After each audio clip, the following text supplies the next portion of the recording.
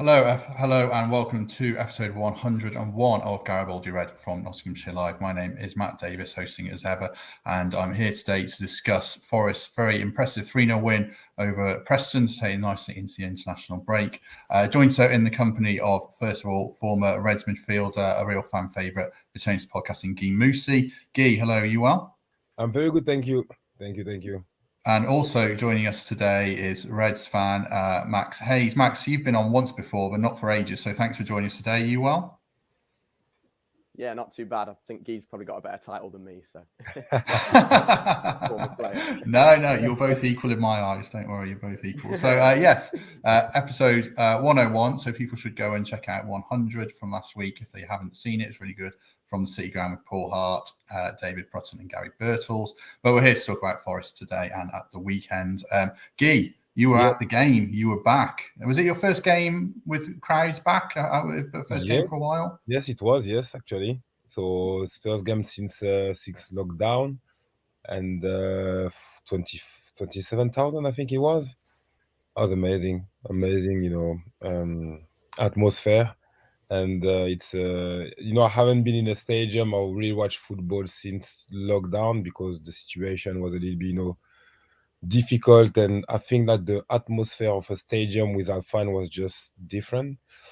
And so it's nice to get back and see the same atmosphere, 27,000, and a 3-0 win. It's a beautiful day. Did it feel like a club in a happy place when you were there? Fans felt pretty optimistic and happy to see you as well, I guess?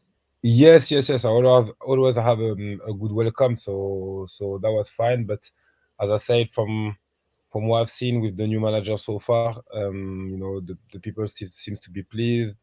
They enjoy more the type of football that we're playing, and you can tell, 27,000 people.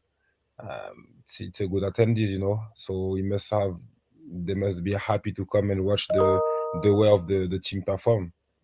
Max, what did you make of the game itself? Were Forest, was it a fair reflection? Forest a good value for 3-0 overall, you think? Yeah, definitely. I think I was speaking to people outside the ground after, and I was saying actually that really, when you think about it, Forest have come against kind of tougher teams in the past than Preston. And probably even teams that sometimes Forest should have maybe scored 2 or 3 against. And this time it felt like maybe actually the scoreline, in my opinion, didn't really reflect that much of the performance. However, 3 goals at home, the performance was good, and especially in the first half, I thought Forest played well. I thought we kind of never say die attitude, just like we've had all the time. And what I like with Cooper and the way he's kind of set up the team is when you're winning 1 or 2-0, you're hungry for more, and you're still going for an extra goal and not sitting back like we do, before with previous managers and playing for that 1-0 win. So that was good to see. And like Guy said, the atmosphere was spot on Saturday. I thought it was the best it's been in a long time. And was quite surprised, actually. Game against Sheffield United wasn't that lively, the City Ground, on a Tuesday night. But game against Preston was really lively. And I just think there's a real good feeling around the club at the moment. I guess Preston haven't really changed as a team since you were playing against them, Guy. They're always a pretty sturdy, good side in the Championship. What did you make of Forest and how they went about the game and the style they played under? Because I assume it's the first time you've seen them in person under Steve Cooper. How impressed were you? I was really impressed and really pleased because they're really playing the front foot, So it seems to me to be really attacking football type of play. A lot of pressing also. And in the end of the game, I went to speak with Greg Cunningham, that was playing for Preston, and he played for us the season potentially 2011, 2012 or 2012, 2013. And he had the same feeling. He said that the way we were pressing them, they couldn't deal with it. So I think it was really enjoyable. That's now, it's 10 games since Houghton left, and it's 9 under Cooper. 21 points in those 10 games, Max, 4 points off the playoffs. It's all looking quite rosy at the moment, and good momentum taking the international break. I mean, as you were probably, actually, I heard you on 5 Live when Houghton went, and you sounded very eloquent, but you were at rock bottom. How are you feeling right now? Positive, Matt. It feels weird because normally us Forest fans have got something to moan about. But for once, maybe we haven't. But yeah, the way Cooper's kind of galvanised the team, and I think also, and maybe Guy can comment on this as an ex-player, but the way that he's kind of changed players. You look at players like Colback, Yates, and Grabban as well, full of confidence. Players that used to get a lot of stick, and the fans would get sometimes on the back of them sometimes. But now they seem like they're really wanting to play and just seem to be enjoying their football. And I think as well, when they speak to the media as well, you can kind of hear how happy they are to be under Cooper, and that's positive because it's good to have that feeling at the club. But yeah, things are positive, and Forest can go from strength to strength. The international break will give us time, but it'd be interesting to see whether we could make the playoffs at the end of the season. Maybe being a bit too optimistic, but someone said to me that they've got their hotel booked, so you know.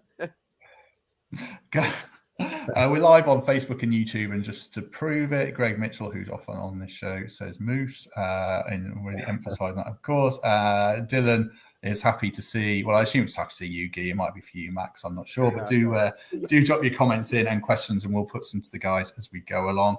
Let's get to the playoff and promotion. Guy, I know fans are dreaming. Gary Birtles is often on this show saying one game at a time. You're another former player. Can Forest make the playoffs, or are you still very much one game at a time?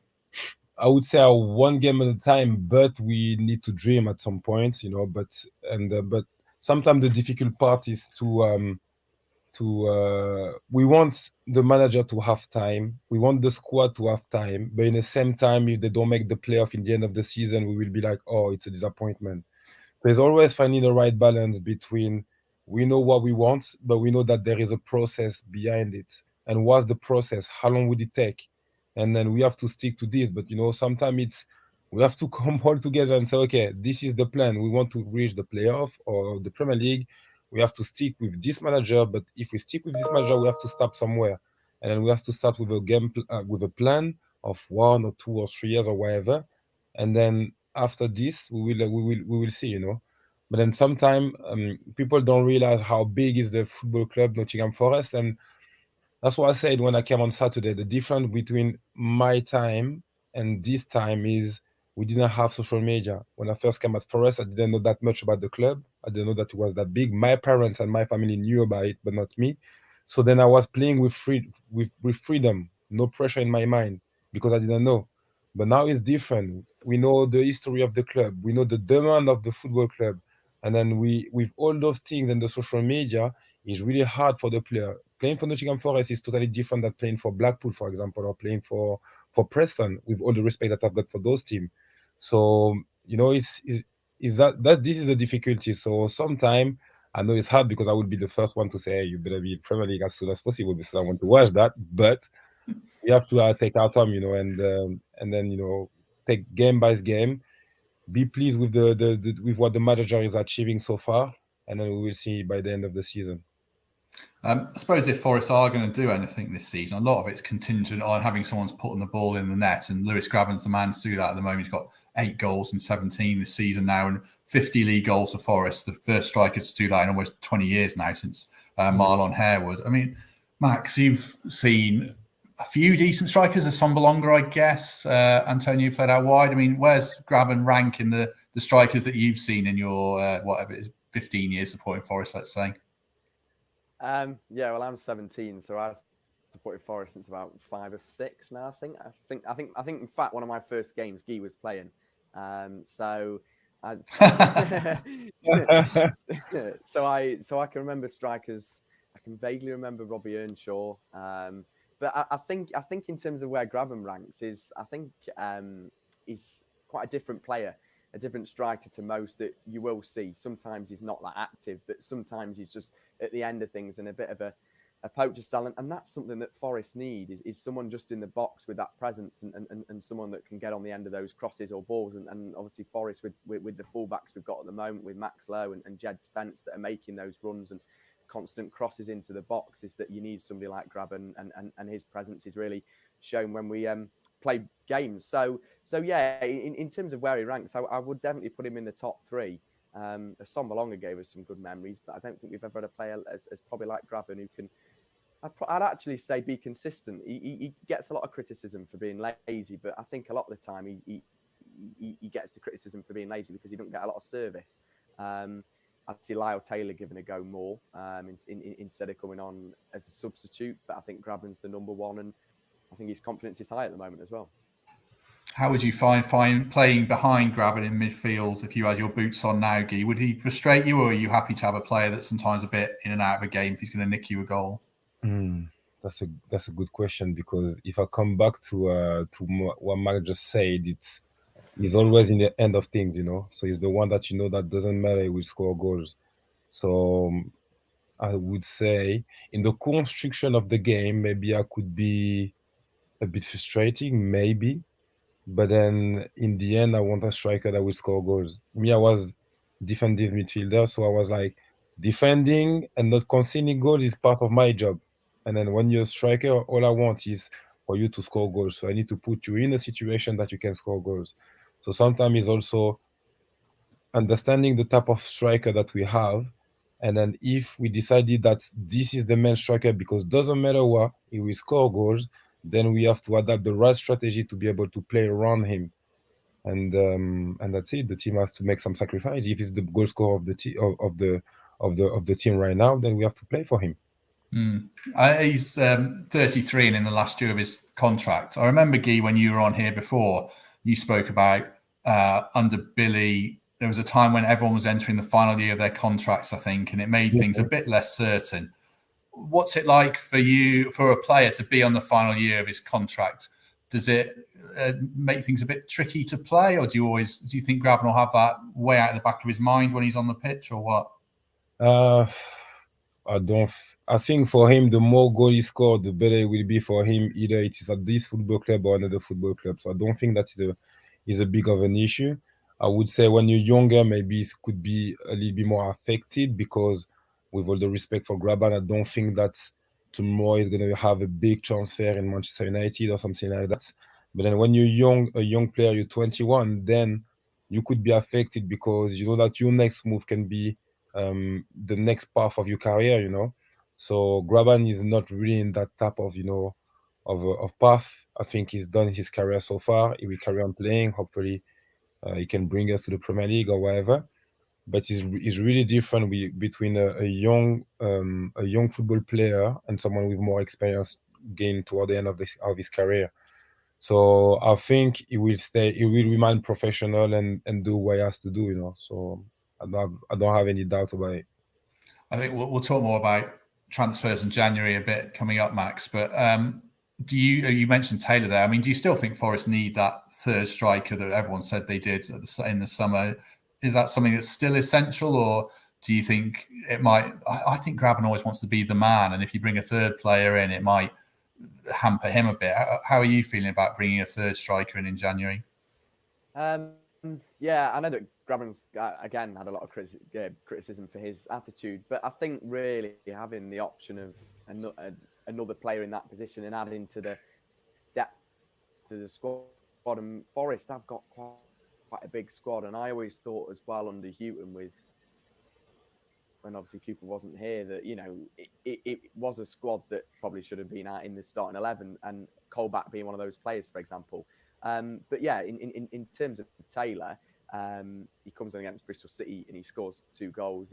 He's a player that you like to, wind the opposition up a bit, and I think he's quite good to have as a little bit of a presence on the bench as well. But I don't know, it's a difficult one. I think a third striker would be valuable for Forest. I'd like to see perhaps a young, hungry striker. You've got to realise Taylor and Graben are quite, no disrespect to them both, but getting on now, and especially Graben is. So I'd like to easy for a 17-year-old to say. Yes, yeah. Sorry about that. Sorry.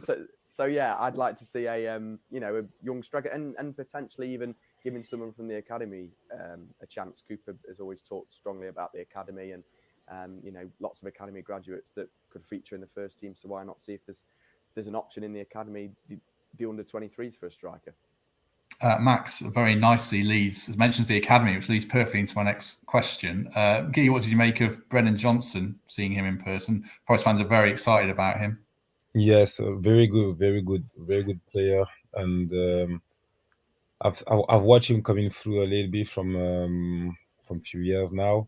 I've seen what he's been doing when he went on loan also, and it's really good to see some young players breaking through and doing well. And as I said, it's also the DNA of the football club. If you look at in the past of the years at Nottingham Forest, at least since I arrived at the club in 2008, we always had some youngsters coming through the academy and breaking through the first team and doing well and going maybe elsewhere also, such by Jamel Lascelles, Carl Darlow, Patrick Bamford, Ben Osborne, and so on. So it's really good to see that, and I hope that he had a bright future for the football club. Do you think they can keep him? Players get sold these days, don't they? And one of the things you said was players are bought in to be sold. I remember in the latter days of your career. I mean, what do you think the future holds for Brennan? I think if he's carrying on like this, it will be always the stretch, that's what I call it, between we manage to keep him because we can propose him game time and more appearance, so he will have more experience, and the opportunity to go to a bigger club and not necessarily be in a starting 11. So it's just a matter of, how big is the club, and there is many things involved also money wise and stuff like that, and the other end, what can we offer him, and in terms of visibility, in terms of playing for his football club, in terms of being in the starting 11 week in, week out. So something that's really important to build up your confidence, So hopefully he can take the right choice, and I think if he's got a good surrounding around him, then they will help him out to make the best decision. Interesting comment from Lee here. I'm veering back to Grabman very briefly. He thinks he's good for another 3 years in the Championship. He'd be 36 and a 2-year deal, an option of a third. That's ambitious, although I think he could actually be good for a couple more years, certainly, the way he plays. Max, one of the interesting things about Brennan Johnson, I find, is obviously penalties. He's very nimble, isn't he? He gets his body in positions that defenders bring him down. And it happens so often that refs just don't give penalties. Was there a worry, and is there still a worry, that refs kind of profile him a bit, even though they gave that penalty on Saturday? Yeah, definitely. In fact, I think that I was really pleased for him that he managed to get that penalty on Saturday, because I think he's been totally unfair on him being branded a cheat. I don't think he is. I just think he's a player that can get in the box. And like you said, he gets himself in different positions where he's just easily brought down. And you see sometimes in the Premier League a lot of strikers like that. I think if VAR was in the Championship, he would have probably had at least, I think, 95% of those penalties given. So yeah, I think it was very harsh. I hope now though referees kind of look back, and I mean, we talk a lot about referees. I don't know how the EFL deal with them, because sometimes we seem to get the similar ones same week and such and such. But I think that sometimes I hope that referees look back in the past and say, actually, that decision was unfair, and just go into a game and forget about things in the past, whether he might have dived before, because and I don't think he has, but if he has, forget about it and move on. It's a different game. So yeah, referees are a funny one, but I am pleased for Johnson that he got given those penalties. Well, one penalty, because we think it was just totally unfair for people to call him a cheat, because he isn't, and he's just the type of player that gets in tricky positions, and he's a great option for Forest to have as well. I've been really impressed with him. Hands on heart, did you think Grabban would score the penalty? He's missed 6 out of 16 for Forest. I don't know. It's a tough one, because sometimes I have to look away with Grabban. When I was in the away end at Bristol City, I was more confident when Taylor stepped up. I think if Grabban had stepped up, I'd have been really nervous. But I was confident when Taylor stepped up. He hasn't got the best record at Forest for penalties, Grabban. However, in the last few times he's scored, so I was pleased for him again. And look, it does his confidence the world of good, doesn't it? Getting on the score sheet again, not once but twice on Saturday. He only goes from strength to strength, and a player that needs confidence as well, and strikers need confidence. So I'm sure Cooper will be pleased that he kind of got on the score sheet twice as well. Well, he's the second most prolific player in the squad at the moment, behind Jack Colback, who suddenly found his scoring boots. Guy, talk about the quality of the strike. From a midfielder's point of view, you loved a shot from distance. Colback caught that volley nice and sweetly, didn't he? How impressed were you? That was really great, to be fair. I was impressed because the technique from the ball coming from the air and dropping down like that, and be able to strike it the way he did. And I think that was a really good technique. And to come back to what you just said, is interesting to see. And sometimes you have things that doesn't lie. You know, seeing Colback coming back, having a really good performance on Saturday, scoring a decent goal. I think it's coming with the momentum of the new manager, how the new manager can bring the best out of him, how does the type of football that we play suiting him. And I think it's really good because he's one of the players with a good experience. And it was a shame to not having him because of injury or because of lack of performance. So I think it's really good. It's really good, and hopefully this goal will give him also a little boost to push and give his best until the end of the season. What's it like to be that player out of the side? I guess you must have been in his shoes at some point in your career. How hard is it mentally and staying match fit? It's difficult, and especially when you feel that you have a lot to offer, and then maybe sometimes you don't feel respected because of different type of reason. And but you know, the hard part is, and this is life anyway, so it's always, you always have to prove yourself. And then sometimes you can, you know, even after 10 years, even after for his case, haven't been playing, you know, in top clubs, in Premier League and stuff like that, then it doesn't matter. You always have to prove yourself and prove that you worth being in the starting 11. And sometimes, you know, when the manager doesn't maybe like you, or you don't suit him his type of play, then it's difficult, you know, to accept it, and knowing that, okay, now I have to prove again myself because I proved it already. So I come from Premier League or whatever. And then sometimes it could be difficult. But this is the life of football. So, you know, sometimes you have to deal with it. And I think now he's back on the starting 11 and he's doing well. So fair play to him. Yeah, I was going to ask you about James Garner. I suppose is the advice similar there? He's the younger player who's very highly rated at Manchester United and had a great first season at Forest on loan, but he's come back. And I wouldn't say he's played badly, but relatively compared to how he played last season, he's not been the same player. I mean, what advice would you give to a young player, Guy? Is it the same sort of thing as you say about Colback when you're out the side then? Yeah, so I would say to him, it's understanding football, understanding the game, which means there is a huge difference between I come to Nottingham Forest on loan from Manchester United. I'm a young boy from the academy of Manchester United, so everybody look up to me, etc., etc. And I come to prove myself for a season, and I'm doing well. But then your first season, you have to prove yourself. So you started from your mind, you starting like that, and then you play the first game is good, and you carry on playing games and games and games. And now there is a difference when you come back again, because you still, in your mind, you're still thinking about the season before, while I was playing well and while everybody was supporting me. And then sometimes you have expectation, and your expectation will be that, okay, I will be in the starting 11 anyway because of me, because of what I've done for the club. But it's a new season, so it's a new beginning. So sometimes this is the hard part, is when you come for the first time, you have to conquer and make people understand your quality and make sure that, okay, now they respect me and they want me to play. But then when you come back, it's a different mindset. Now people expecting you to be a good player, expecting you to always perform well. So when he first came, maybe people will be, oh, okay, he's a youngster, no problem. So now even the fans and everybody has expectation of him. And then this is the hard part. So he has to focus on his game. He has to bring back his belief, and he has to work to be in a starting 11. And as soon as he's got an opportunity, he has to take it both hands and move on. Yeah, I mean, that's really interesting what Guy says, Max, I think, isn't it, about proving yourself?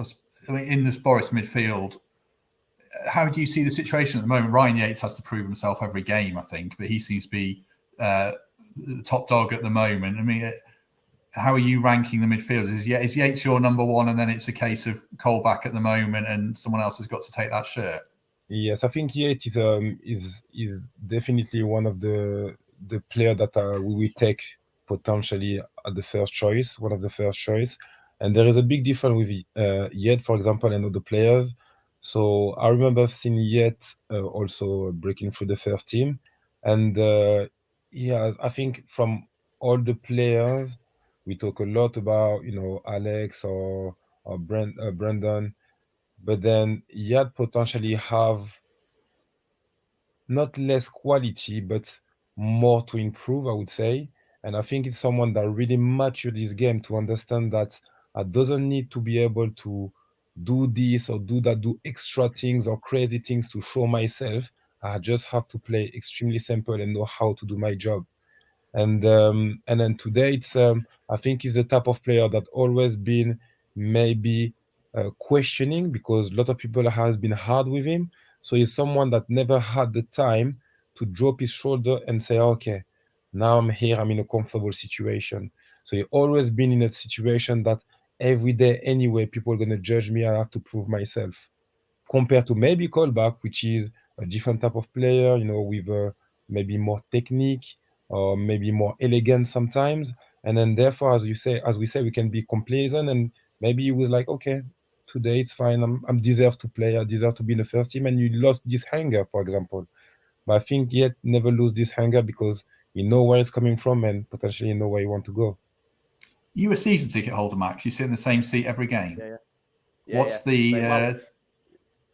Was going to say, because there's a funny story there, because I used to sit by the right of the tunnel. Guy will know, because he's sometimes kind of sat near us, or I've interviewed him in the seats, and then I got moved because of COVID. So the players sit in my seat now. Joe Worrell's in my seat. I still haven't forgiven him. A bit of a kind of a straw poll around you then as fans. How do they view Yates? Because social media is a terrible gauge of things, I think. I mean, is Yates liked by the fans who sit around you every Saturday? Well, it depends which ones. No, to be fair, on Saturday I didn't hear much, but I've had games before where I've had someone behind me, especially at away games as well, that will just constantly hurl abuse at Yates. I've always been a massive fan of him. I've thought when he's not been in the side, Forest have missed him, and he really is missed in the midfield kind of duo, or depending on what formation you play. So yeah, I think especially that question you asked Guy as well, in terms of, is Yates the number one and then it's Garner and Colback? Yeah, probably for me. I think it's been quite interesting to see Zinkernagel as well on the bench in the last few weeks. Someone that's come on, and when Forest are in need of that creativity, he's given it really, and he's kind of brought that magic spark on really, and almost been a little bit of a super sub. So yeah. But no, in terms of the fans around me, I think that I think generally that because we're winning football games, and when Forest are winning on the pitch, people don't really, some fans don't really seem to look at all the kind of issues or players on the pitch, or even off the stuff pitch. So I think it's a good feel at the moment around everyone. So yeah, but sometimes you get the odd one behind you that will give Yates abuse, but I think he's a really key player for Forest, and when he isn't in the squad, I think we're missing him, and I think the squad's worse off. What would you say, Guy, to a fan if you were a player who's given a teammate or yourself abuse? I mean, it seems counterproductive to me. What would you say to that fan if you were there now with them? It's a difficult one, because I'm someone always looking for the positive of situation, and potentially because I've been in the game, so I had to deal with the situation anyway. But what I would say to Yates more than the fans is don't worry about that, and just it will make you a better player. And as I say, potentially the fact that he's always focused, and he's someone. Why is one of the number one choices for me in the midfield is because as a manager, it's important to know that when I put him in the field, I know that he will give me 100%, and I know that he will not be complacent, and he will know how to stay focused. And I think that's the hardest part of the game, also of football, because sometimes you have a good game and you think that you're the new Paul Scholes or Cristiano Ronaldo or whatever, and then sometimes next game you're not good not good enough. So I would say to him that try to take the positive at every situation, and just move on, and he's doing well so far, so just carry on doing the same thing. Moving on, a lot of the comments are along this line about Neil Warnock leaving Middlesbrough. Everyone is very worried now about Jed Spencer being recalled in January. I spoke to the counterpart in Middlesbrough today, And he said the one thing Middlesbrough lack is a good right wing back, and he thinks he'd be recalled if they can. And indications are they probably can do. It doesn't mean they will. I mean, Spence might want to stay or something. But Max, as a fan, a big worry at the moment. Yeah, big worry. In fact, I was speaking to a few people this morning about it as well, and I think that it's a difficult one. I'm sure Guy will probably be able to answer this question better than me, but I would always want to know kind of, is it up to the player? If Jed Spencer is enjoying his football and his time at Forest and he's settled in really well and he's enjoying being under Steve Cooper, does he want to stay, or is it really ultimately Middlesbrough's decision? I don't know. I think it's a difficult one. It depends almost what formation and how Chris Wilder assesses the team, because obviously he's just got the Borough job. So, whether he wants Spence to be in his plans. And you've got to remember that Wilder has probably kept a close eye on Forest as well, because he was obviously close to linked with the job as well. So he's probably been watching Spence, and I think that I'd be surprised if Forest managed to keep hold of him, which is really disappointing in a way. But I think we've got to do everything we can. I think the club have really got to work together and just kind of see what they can do ultimately, because I think if he goes, then it's going to be a big blow. And who else do you put there really? I think we need to start giving Ajida more time personally, as a backup option as well. So it's a difficult one. I really hope he stays, but I can't see it happening really. And maybe that's been me being too negative. But I think Forest should just go all guns blazing and go and get him, whatever it takes. Yeah, I mean, I think Wilder was there actually at Forest on Saturday, and I think he was watching Spence, and he does play wing back. So, I mean, Guy, how are you feeling about it? Like Max says, give us some picture of around a move. A loan's a bit different, but if Spence digs his heels in and say, I want to stay at Forest, does that make any difference at all? Not. I don't think so. To be fair, I think it's down to the club what they really want to do. If they deserve and think that we need a right back, in the end, the player is a Middlesbrough player, so they will say you have to give your duty and come back to the club and do what you have to do. So I think the player can say, oh, I'm well settled in Nottingham Forest. I'm doing well. My football is good. But in the end, if Middlesbrough decided and the sport director decided that we miss a right back, for example, they weren't going to let the player go to Nottingham Forest and maybe reach the playoff, maybe, and so on. Then for me, it will be down to the club decision. Even though if Nottingham try to do something, maybe if Nottingham say, okay, we want to buy him, then it's different business. But I think it won't be down to him to make the decision. I don't think so. Do you think then, Max, looking at keeping this squad together, is that more important than trying to add to it in a sense when Christmas comes around? Yeah, I mean, Forest have been kind of known for panic buying in a way. So yeah, I think that we need to kind of add. I think certain positions need to be strengthened and a little bit more depth. But I don't think many changes in January at all. And I'd probably say that it might actually unsettle the squad. With players having to kind of adapt and gel with each other. So yeah, personally, I'd much rather sign Jed Spencer than go out and buy 3 more right backs that might not be any use.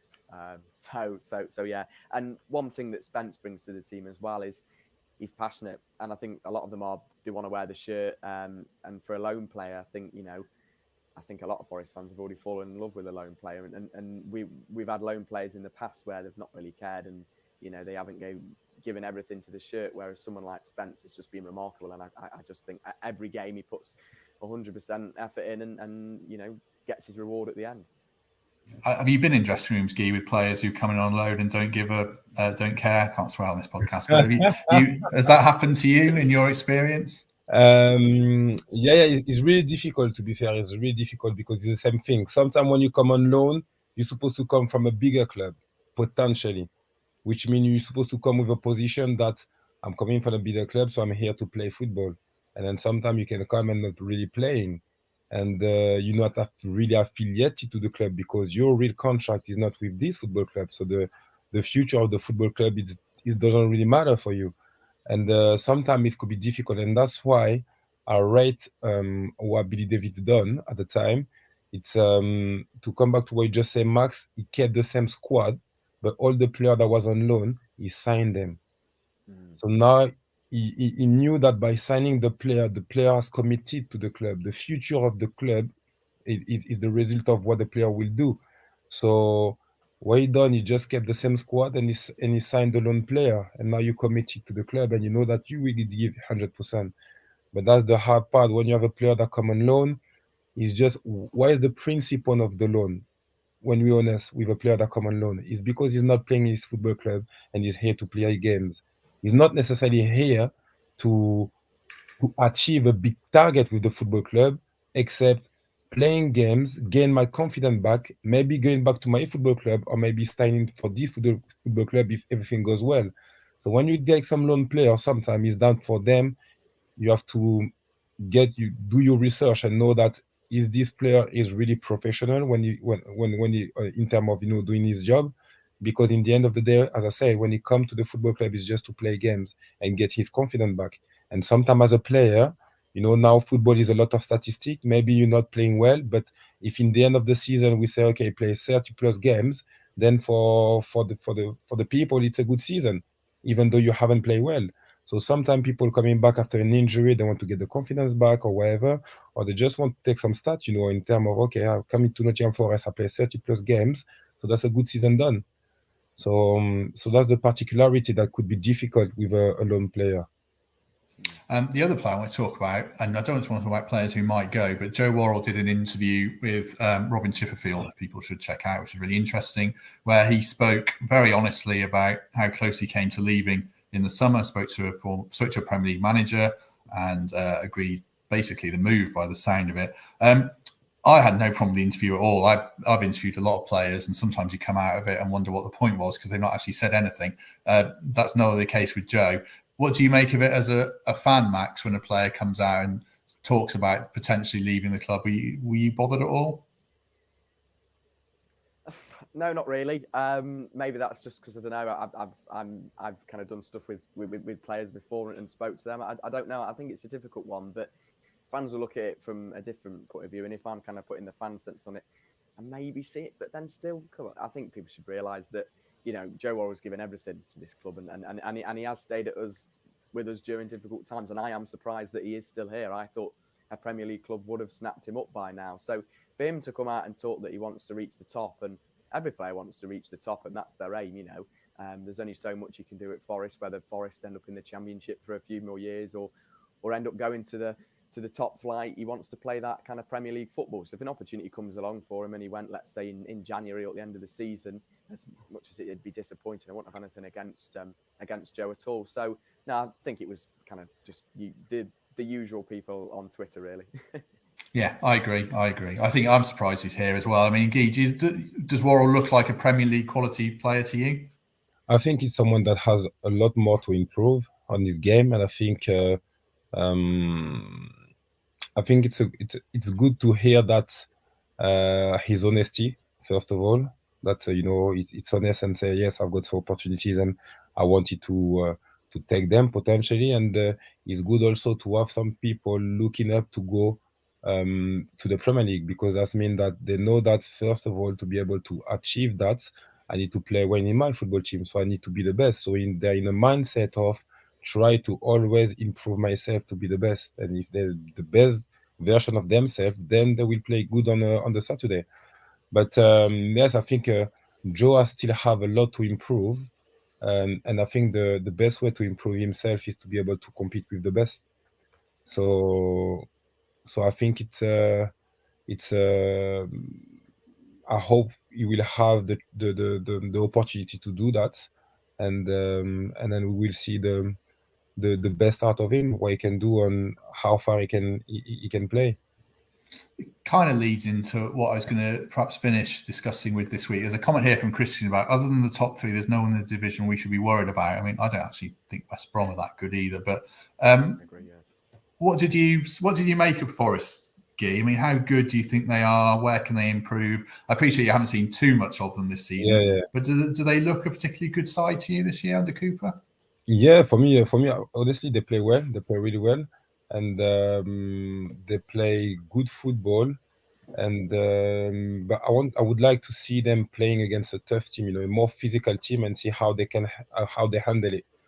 Now they've been in the front foot. I haven't seen them playing away, so it's kind of hard for me to be able to judge and to judge the team compared to the other one, because, to be honest, I haven't seen that much game.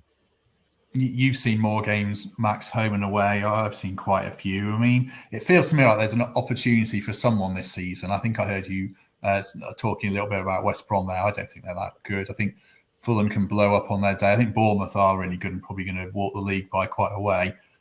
What can Forest do? I don't want to get ahead of ourselves, but do you feel like there's an opportunity there for some team in the Championship to come up on the rails? Yeah, I do.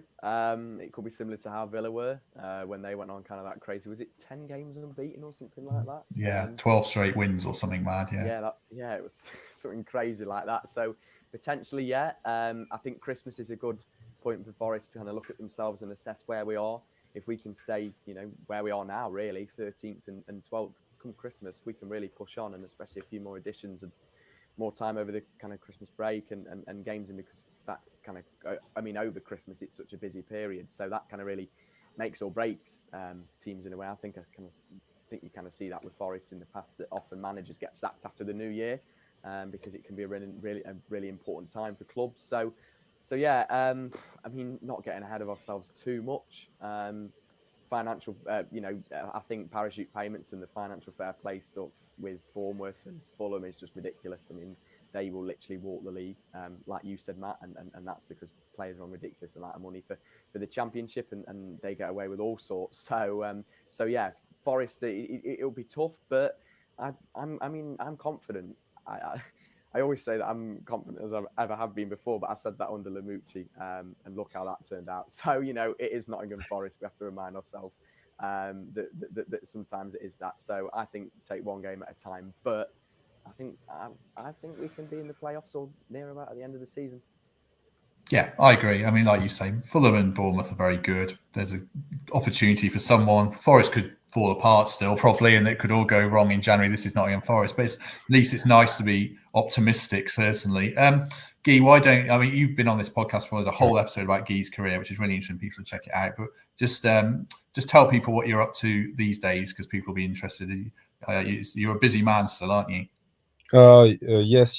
So I built up a startup 4 years ago, and basically it's a rehabilitation devices that we recreated to help people to optimize muscle strength. So we're talking about doing some exercise, some functional exercise, and be able to maintain the muscle autonomy. So it could be interesting in post-operation phase in rehabilitation, when people try to rebuild muscle strength after a trauma. Or it could be interesting in football club, for example, for some of the players that want to accelerate the process of rehabilitation because of a big injury or ACL repair or whatever.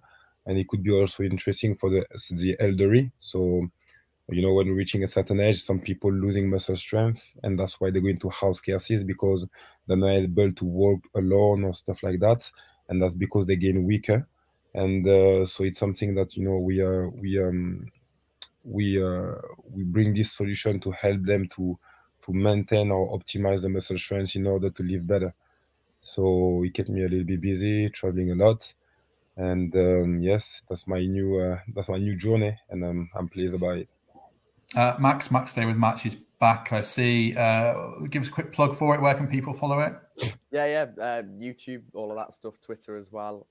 So we kind of get we're trying to do different videos this year, some more post-match stuff with a bit of reaction, and we'll kind of see where it goes. But yeah, all good. Thanks very much, Matt.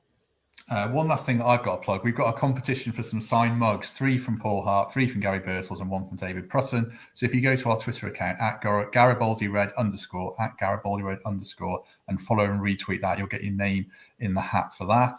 And then we'll be back on Monday with a former player interview, which I think you would have played with this guy, Guy. Simon Cox, he'd be an old teammate of yours, would he?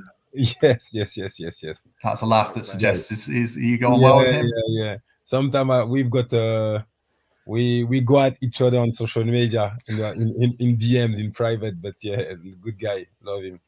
Yeah, I spoke to him on Friday. It's really interesting. There's some good stuff about Billy and Stuart Pearce and his time at Forest and what he's up to now. So do check that out on Monday. And we might come back on Thursday with Sarah Clapson and do a bit of a Q&A if the mood takes us. But otherwise, well, I think we'll leave it there for today. So Guy, really appreciate it. Thanks very much. All right. Thank you. Thank you. And Max, thanks very much. And you're both welcome back anytime. Cheers, Matt. Thank you. Cheers, Guy. Max, slow down, my friend. You're getting too tall to me now.